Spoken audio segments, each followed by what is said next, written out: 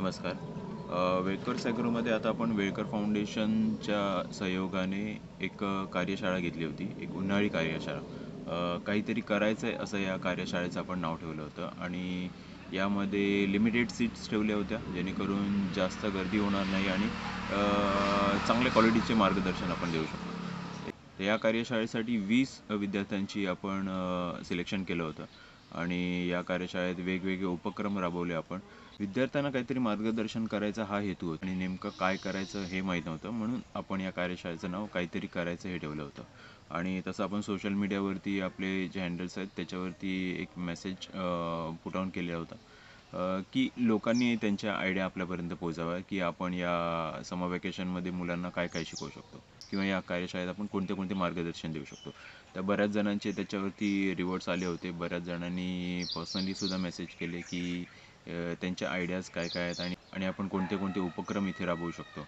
त्यातले आम्ही काही उपक्रम शॉर्टलिस्ट केले आणि ही कार्यशाळा पार पडली होती. आणि पहिल्या दिवशी आपण योगा प्रशिक्षण ठेवलं होतं. यासाठी यशवंत ओवळ सर खास मुंबईवरून आले होते. ते वेळकर फाउंडेशनशी बऱ्याच वर्षापासून जुळलेले आहेत. ते आपल्या वेगवेगळ्या उपक्रमामध्ये स्वतःसुद्धा सहभागी होतात आणि त्यांचं कॉन्ट्रिब्युशनसुद्धा वेगवेगळ्या प्रकारे असते.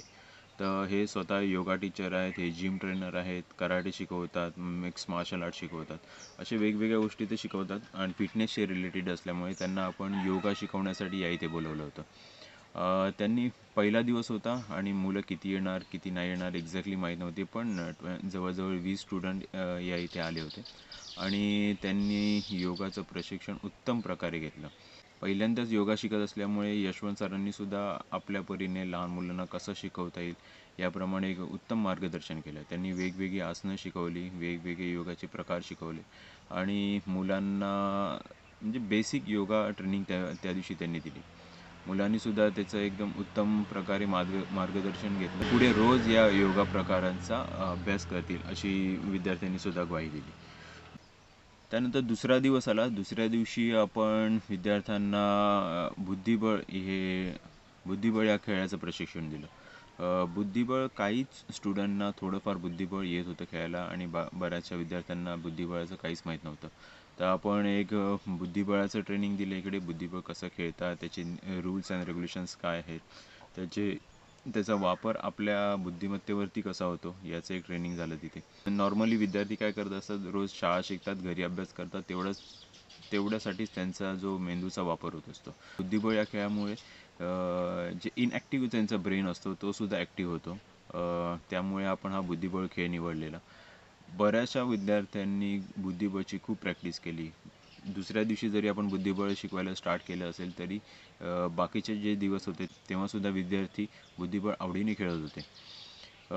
त्यांना बुद्धिबळमध्ये इंटरेस्ट यायला लागला. काही विद्यार्थ्यांनी नवीन बुद्धिबळ सेटसुद्धा घेतला. ते आता मला वाटतं रोज बुद्धिबळ खेळतात आणि या इथे सुद्धा जेव्हा जेव्हा ते यायचे तर बाकीच्या दिवसांमध्ये कार्यशाळेतला जो काय अभ्यासक्रम होता तो पूर्ण झाल्यावरती ते बुद्धिबळच खेळत होते. बुद्धिबळ हा खेळ जो आपण शिकवला त्याचा विद्यार्थ्यांना खूप जास्त फायदा झाला. त्यानंतर तिसरा दिवस आला. तिसऱ्या दिवशी मग आपण पहिल्या दिवशी जसं आपण योगा शिकवले, फिजिकल ट्रेनिंग आणि त्यानंतर मग दुसऱ्या दिवशी आपण बुद्धिबळ शिकवलं, एक मेंटल ट्रेनिंग आणि त्यानंतर मग आपण विचार केला की काहीतरी एक कलात्मकदृष्ट्या काहीतरी शिकवावं. तर आपण एक बेस्ट आउट ऑफ वेस्ट करण्याचा काहीतरी प्रयत्न केला, जेणेकरून ते टाकाऊपासून टिकाऊ एक चांगल्या वस्तू बनवतील विद्यार्थी. त्यासाठी आपण एक ट्रेनिंग सेशन ठेवलेलं. तर आपण कोकणात असतो, कोकणामध्ये घरामध्ये सर्वांच्या नारळ जास्त वापरला जातो आणि त्याचे करवंट्या जे असतात ते एकदम टाकाऊ असतात, ज्याचा वापर करत नाही, जाळण्यासाठी फक्त वापर करतात. तर म्हणून आपण एक करवंटीपासून काहीतरी बनवता येतील या विचाराने एक कोकोनट शेल आर्टचा आपण ट्रेनिंग सेशन ठेवला होता. त्यामध्ये सुद्धा विद्यार्थ्यांनी खूप मोठा सहभाग दाखवला आणि 20 विद्यार्थी असं होते आपले, त्याच्यामध्ये 30 ते 35 त्यांनी आर्ट बनवले. वेगवेगळे आर्ट बनवले आणि वेगवेगळे डिझाईन सर्वांचे युनिक होते. त्यांच्यातली कला बाहेर येण्यासाठी हा एक प्रयत्न होता. त्यानंतर आपण फ्युचरचा विचार करून एक कार्यशाळा ठेवली होती, ज्यामध्ये आपण कम्प्युटरचं ट्रेनिंग दिलं विद्यार्थ्यांना. शैक्षणिक गोष्टी तर शाळेत शिकत असतात विद्यार्थी, ह्या कलात्मक गोष्टी असतात ते इथून तिथून आपल्याला शिकायला मिळतात. पण इन फ्युचर पुढे जाऊन कोणत्या गोष्टीचा वापर होऊ शकतो तर त्यासाठी आपण एक कम्प्युटरचं ट्रेनिंग दिलं होतं. कम्प्युटरचं ट्रेनिंग हे 2 दिवस चाललं, कारण एक दिवसात ते कंप्लीट होणार नव्हतं. तर फर्स्ट डेला आपण त्यामध्ये बेसिक कम्प्युटर शिकवलं, की कम्प्युटर एक्झॅक्टली काय असतो किंवा कोणत्या कॉम्प्युटरच्या कोणत्या भागाला काय म्हणतात त्याची माहिती दिली. फाईल काय असते, फोल्डर काय असते, डेस्कटॉप कशाला म्हणतात किंवा कीबोर्ड, माऊस या सर्व गोष्टींचा आपण त्यांना अभ्यास करवला. त्यानंतर जो ऑफिसमध्ये जो वापर होतो वर्ड प्रोसेसिंग हा सॉफ्टवेअर आपण त्यांना शिकवला. आणि फक्त शिकवलंच नाही तर त्यांना प्रॅक्टिससाठी सुद्धा आपण कम्प्युटर अवेलेबल केला होता आणि ते स्वतः त्यांनी वर्डमध्ये मायसेल्फ असं निबंध पण लिहायला सांगितलेला त्यांना. त्यांनी सर्वांनी आपलं मायसेल्फ असा निबंध तिकडे वर्डमध्ये टाईप केला, त्यांना फॉर्मॅटिंग केली. त्या फाईल त्यांनी जे बनवल्या होत्या ते आपापल्या फोल्डरमध्ये सेव्ह केला. तर एक बेसिक कम्प्युटिंगचं नॉलेज या सेशनमध्ये देण्यात आलं. दुसऱ्या दिवशी आपण कम्प्युटरचंच ट्रेनिंग दिलं, पण पॉवर पॉईंट प्रेझेंटेशन या इथे शिकवण्यात आलं की आपली जी एखादी गोष्ट आपण सांगतो लोकांना ती वेगवेगळ्या प्रकारे डिजिटल रूपामध्ये कसं प्रेझेंट करू शकतो याचं ट्रेनिंग पॉवर पॉईंटमध्ये देण्यात आलं. अशा प्रकारे 2 दिवस कम्प्युटर ट्रेनिंग झालं आणि त्याच्यानंतरच्या दिवशी मग हस्ताक्षर सुधारण्यासाठी विद्यार्थ्यांचं, खास करून आपले वेळकर फाउंडेशनचे अध्यक्ष आहेत बाळ वेळकर, ते इथे आले होते आणि त्यांचं हस्ताक्षर खूप सुंदर आहे.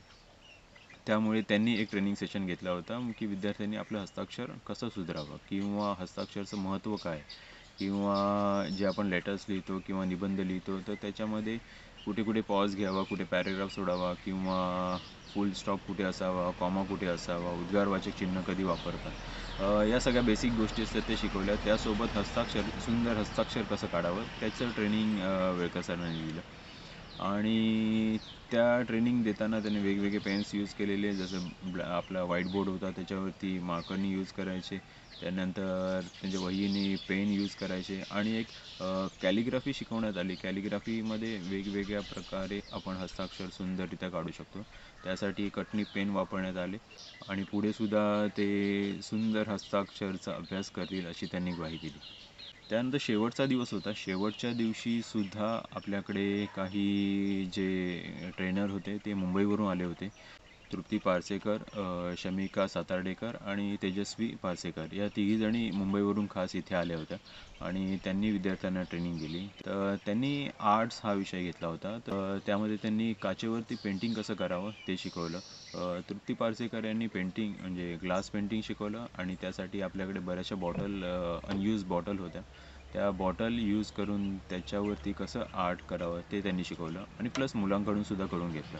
शमिका सातार्डेकर यांनी चिकण मातीपासून वेगवेगळे आकार कसे बनवायचे, वेगवेगळे छोट्या छोट्या मूर्त्या किंवा छोटे छोटे आर्ट्स कसे बनवायचे ते शिकवलं आणि तेजस्वी पारसेकर हे त्यांच्यासोबत होते, त्यांनी पेंटिंगसुद्धा शिकवलं. प्रत्येक विद्यार्थ्यांना 2-2 काचेच्या बॉटल दिल्या होत्या आणि सर्व विद्यार्थ्यांनी आपापल्या परीने आपापली क्रिएटिव्हिटी यूज करून वेगवेगळे डिझाईन्स बनवून, वेगवेगळे चित्र बनवून त्या सर्व काचेच्या बॉटल रंगवल्या आणि त्यांना नक्षीकाम वगैरे व्यवस्थित खूप चांगलं केलं.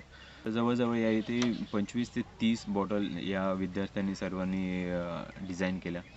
हे सर्व झाल्यावरती त्या दिवशी संध्याकाळच्या सेशनला आपण व्यक्तिमत्व मार्गदर्शनपर एक शिबिर ठेवलं होतं. त्यासाठी आपले परिचयातले आहेत, वेळकर फाउंडेशन परिवारातलेच आपले गृहस्थ आहेत.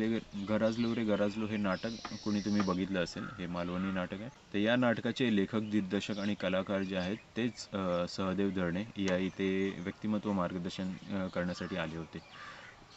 संध्याकाळच्या सेशनमध्ये हे मार्गदर्शन आपण ठेवलं होतं. मुलं जी आहे ती सकाळच्या सेशनला आलेली आणि संध्याकाळच्या सेशनपर्यंत थांबली होती. तर त्या दिवशी पूर्ण दिवस ही कार्यशाळा चालली होती. सकाळच्या सेशनला हे ग्लास बॉटल्स आर्ट आपण शिकवलं होतं आणि संध्याकाळच्या सेशनला हे व्यक्तिमत्व मार्गदर्शन झालं होतं. धरणे सरांनी सुद्धा त्या विद्यार्थ्यांबरोबर त्यांच्यातलेच एक होऊन जवळजवळ 1-1.5 तासाचं मार्गदर्शन केलं की आपण व्यक्तिमत्वाचं महत्त्व काय आहे, आपली पर्सनॅलिटी लोकांना कसं अट्रॅक्ट करू शकते याची माहिती दिली. त्यानंतर कसं बोलावं लोकांबरोबर, की आपण जेव्हा पहिल्यांदा कसं भेटतो तेव्हा काय करतो, कसं वागतो किंवा आपलं बॉडी पोश्चर कसं असलं पाहिजे किंवा आपलं संभाषण कसं असलं पाहिजे. तर या सर्व गोष्टींवरती त्यांनी मार्गदर्शन केलं. मार्गदर्शन झाल्यावरती विद्यार्थ्यांनी जे जे आर्ट या 7 दिवसामध्ये बनवले होते, करवंटी आर्ट म्हणा किंवा ते प्रेझेंटेशन म्हणा किंवा त्यांनी बॉटल आर्ट जे बनवलेले ते सर्व आर्ट धरणे सरांना आणि जे आपले दुसरे प्रशिक्षक आले होते त्यांना ते दाखवण्यात आले विद्यार्थ्यांनी आपली आर्ट किती सुंदर आहे किंवा कशी चांगली आहे त्याचं सुद्धा प्रेझेंटेशन केलं. व्यक्तिमत्व मार्गदर्शनमध्ये जे शिकले विद्यार्थी की आपल्या गोष्टी कशा प्रेझेंट कराव्या, ते लगेच त्यांनी त्या तिथे प्रेझेंट करून दाखवल्या. अशा प्रकारे हा 7 ते 8 दिवसांचा आपला हा समर वॅकेशन कॅम्प होता, ज्याला आपण नाव दिलं होतं काहीतरी करायचं. हा कॅम्प एकदम सक्सेसफुल झाला होता. पहिलीच वेळ होती म्हणून आपण 20 मुलांसाठी लिमिटेड सीट्स ठेवल्या होत्या. शिकवता शिकवता असं समजलं की मुलं ही भरपूर काही करू शकतात. ते म्हणजे त्यांच्यामध्ये करण्याची इच्छा भरपूर असते. आपण त्यांना मार्गदर्शन केलं पाहिजे आणि वेगवेगळे मार्गदर्शन ॲक्च्युली त्याच्यात आले पाहिजे. असं सांगू शकत नाही की एखादा विद्यार्थी एखाद्याच गोष्टीमध्ये चांगला असेल तर सर्वच विद्यार्थी त्याच्यामध्ये चांगले असतील असं नसते. सगळ्यांची कॅपेबिलिटी वेगळी असते, सगळ्यांची कॅपॅसिटी वेगळी असते. तर मागे आपण जसा एक उपक्रम या इथे शाळेमध्ये चालू केला होता कराटे शिकवण्याचा, त्यालासुद्धा विद्यार्थी आणि पालकांनी खूप प्रतिसाद दिला आणि आज आपल्या शाळेतून म्हणजे आपल्या या कराटे अकॅडमीमधून विद्यार्थी नॅशनल ते इंटरनॅशनल या टुर्नामेंट्सपर्यंत जिंकलेले आहेत आणि बरेचसे विद्यार्थी गोल्ड मेडल जिंकतात. त्याचं खूप जास्त कौतुक आहे. तर अशा वेगवेगळ्या गोष्टी आपण त्यांना देऊ शकतो आणि त्यासाठी वेळकर फाउंडेशननी एक विचार केला आहे की हा जो उपक्रम आपण सुरू केला आहे काहीतरी करायचं आहे, हा फक्त समर वॅकेशन पुरता मर्यादित न ठेवता पुढे सुद्धा कंटिन्यू करायचा. दर महिन्याला एखादी कार्यशाळा किंवा 2 कार्यशाळा घेण्याचा असं आमचं एक प्लॅन आहे आणि यासाठी ऑब्व्हियसली आपल्याला प्रशिक्षक लागणार आहेत. तर हे व्हिडिओ जे कोणी बघत असतील किंवा हे वेळकर फाउंडेशनशी जुळलेले किंवा जुळू इच्छिणारे जे कोणी असतील त्यांनी त्यांच्यामार्फत ते जर काही विद्यार्थ्यांना नॉलेज देऊ शकतात किंवा कोणत्याही प्रकारचं नॉलेज असेल, ते असं नाही की आर्ट्सशीच रिलेटेड असेल, स्पोर्ट्सशी रिलेटेड असेल, कोणत्याही प्रकारचं मार्गदर्शन जर तुम्ही देऊ शकता तर आपण ही कार्यशाळा कंटिन्यू ठेवणार आहोत. दर महिन्याला एक वर्कशॉप होईल जिथे तुमच्यासारखे जे एक्सपर्ट्स असतील ते या इथे येतील आणि आपलं मार्गदर्शन देतील, जेणेकरून विद्यार्थ्यांनासुद्धा कळेल की बाहेर काय चाललं आहे जगात आणि आपण काय करू शकतो. त्यांच्यासाठी अपॉर्च्युनिटीजचे वेगवेगळे दालन ओपन होतील असं मला वाटते. म्हणून आपण ही कार्यशाळा आणि हे काहीतरी करायचं आहे हे कॉन्सेप्ट जो आहे तो आपण पुढे कंटिन्यू ठेवतो आहे. तर आय होप की यापुढे विद्यार्थी याच्यामध्ये या आपल्या उपक्रमामध्ये अजून ॲड होतील आणि तसेच हे प्रशिक्षकसुद्धा आपल्या या उपक्रमामध्ये अजून ॲड होतील असं वाटते.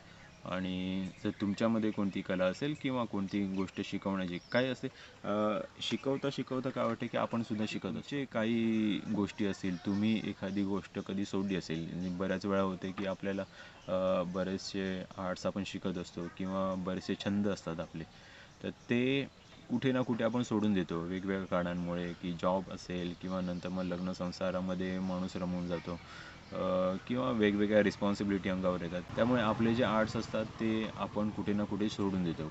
आपले जे छंद असतात ते कुठे ना कुठे सोडून देतो. तर हे जे सोडलेले छंद असेल तर पुन्हा जपण्याचा हा एक चान्स आपल्या मार्गदर्शकांनासुद्धा आपल्याला आपण देत आहोत की या कन्सेप्टमुळे काहीतरी करायचं या कन्सेप्टमुळे आपण सुद्धा ते आपले छंद रिपीट करू शकतो किंवा पुन्हा स्टार्ट करू शकतो आणि आपण जे आतापर्यंत शिकलो आहोत ते इतरांना त्याचं मार्गदर्शन देऊन आपलं जे लेजसी आहे, आपण जे शिकलो आहोत, आपली जी आर्ट आहे ती पुढे कंटिन्यू चालू ठेवू शकतो. यासाठी हा कन्सेप्ट आपण पुढे कंटिन्यू करतो आहे. तुम्हालाही या आपल्या उपक्रमामध्ये जर सामील व्हायचं असेल तर आपण कॉन्टॅक्ट नंबर आपला शेवटी येतो, तुम्ही आम्हाला कधीही कॉन्टॅक्ट करू शकता. धन्यवाद.